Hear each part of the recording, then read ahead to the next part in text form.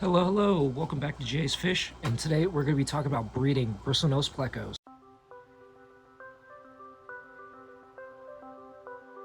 9 times out of 10, you can find some sort of Pleco at any fish store that you go to. These guys are super good in almost any tank, whether it be a community tank or you just have the fish in its own tank like I do. Breeding Bristlenose Plecos, they're a step up from breeding guppies or any other live bear because they do lay their own eggs, but they do protect them. They're not some egg scatterer that forgets about them. So before we get into breeding, we should probably go over I do to take care of my Bristlenose Plecos.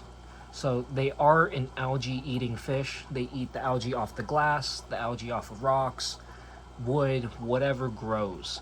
But you can also supplement that stuff with some algae wafers.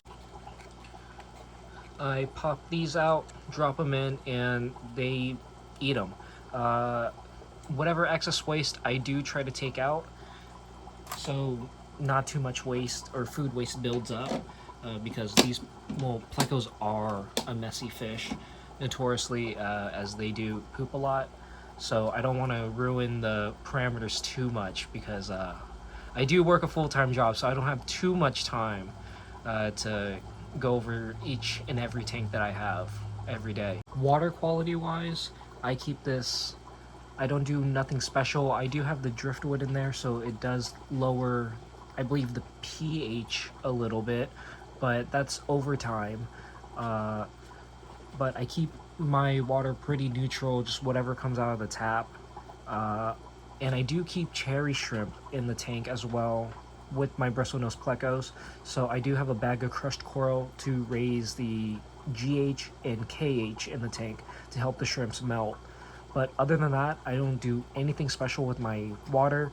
I do the dechlorinator and throw them straight in. Breeding wise, it's easier to get a full-grown Bristlenose pair or just adults in general, because plecos do take a while to become sexually mature. So, or if you do wanna, grow them out,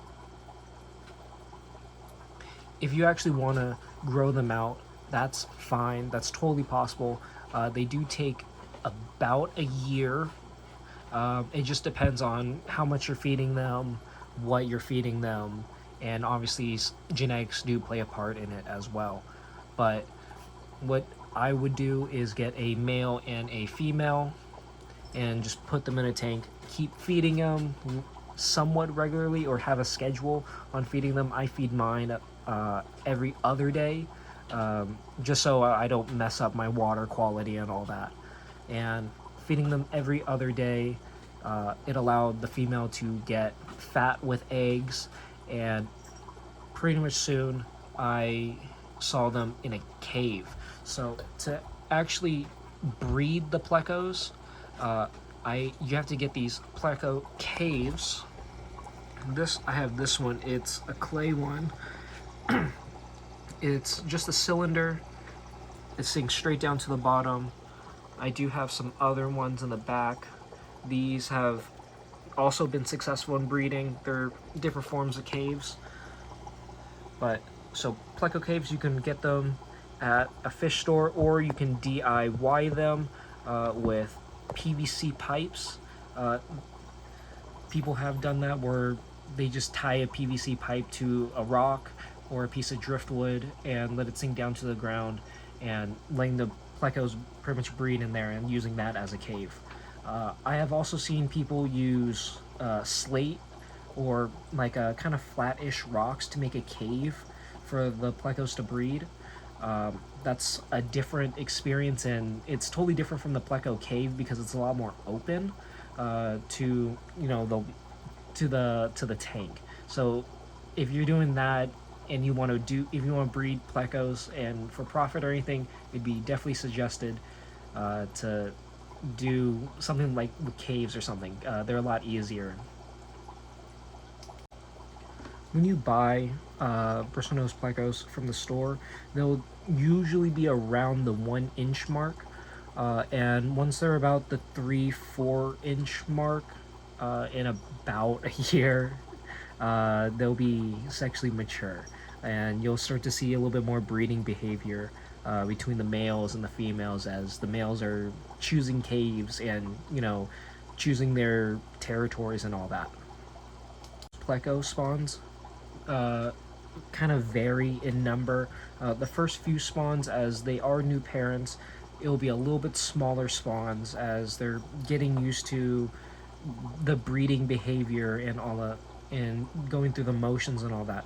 But as they mature more into full grown adults and they've spawned numerous times, you'll be getting a lot more fry. I'm talking about like 200 to 300 fry, and that's the surviving fry that reach to a sellable or tradable size. They probably lay about like 400 or 500 eggs. There are some techniques to get these guys to start spawning if you think that they are big enough to start spawning, or the female is like full and the male has already chosen his pleco cave. It's recently gotten it's winter over here, so the water is cold coming out of the tap, and the water is a little bit colder. I haven't changed any of the settings on any of my heaters, so they're all running, I want to say maybe 5 degrees colder, 10 maybe at night. So there is a little bit of a sway, and I think because of the cold water, it kind of induced them to start breeding, as before in the summer, nothing. And they were all full grown already, and it wasn't until winter time that they started to breed. So the success rate depends on the male, meaning the more he fans, the less fungus grows and the more fry actually hatch out of the eggs. So you can feed the tank, but you got to do it really lightly, not to really disturb the male too much and to draw him out of the cave and not do his job. We want him to do his job. So feed the tank very lightly and making sure not to really disturb him too much. A few days after the plecos laid the eggs, they should hatch. I'm currently on day 3, so they should be hatching soon. They should be hatching in a day or so. Fingers crossed, hopefully. This is my first Bristlenose Pleco spawn. So I'm super excited about it. So I definitely wanted to make a video and let you and film my experience for my first time spawning them. So when they do hatch, they become wigglers for a day or so, and what they're doing is pretty much eating up and soaking up all the egg sac that they hatched from. It's whatever leftover nutrients that they can pull out before they start having to fend off of, or fend for themselves and find food. So after they're done becoming wigglers, and after they matured, a little bit, they'll be released from the pleco cave, meaning you'll see these tiny specks of fish all around your tank all of a sudden. In the wild, once the baby pleco fry get released out into the river or the stream or wherever they spawned, there's most likely tons and tons of algae and biofilm and just things for them to eat already, just because the river's been there for hundreds, maybe thousands of years already. So it's already a set up ecosystem. So there's already a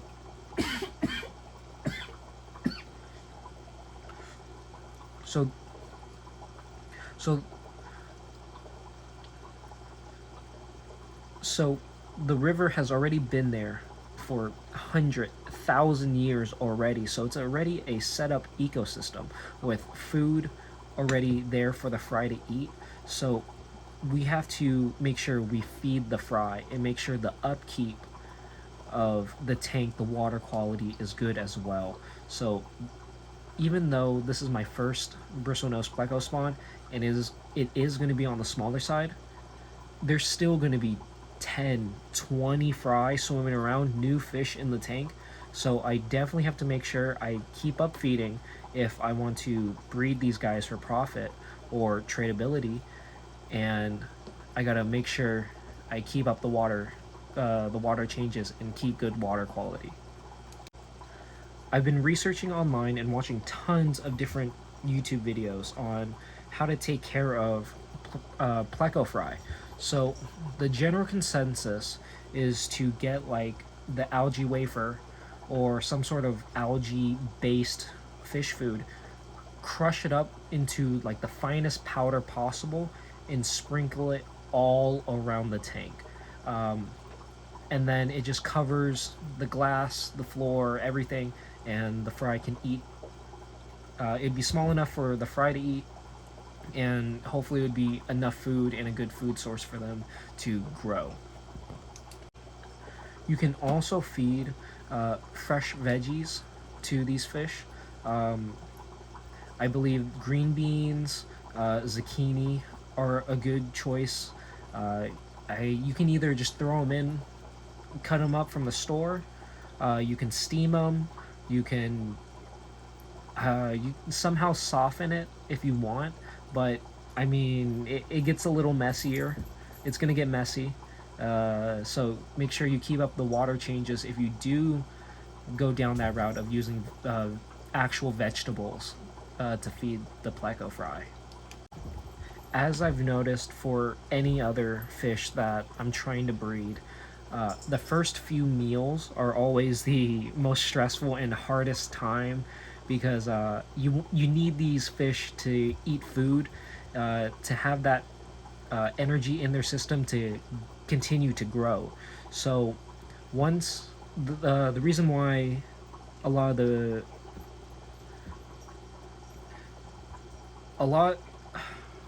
the reason why a lot of people online have been saying crush up the algae wafers and all that and sprinkle it all around the tank is because they'll most likely accidentally eat it. They're going around the tank, they're sucking up things, they're trying to chow down on things, so they'll most likely accidentally eat it. If you crush it up fine enough and put enough, it can cover the entire floor and the tank walls. So something to think about. I do have some ramhorn snails in my tank to try to help clean up between all the fish poop and all the excess food. So I also have a steady breeding colony of ramhorn snails, as does anyone with snails. To bring it back to water changes, I really want to stress doing them and maintaining good water quality.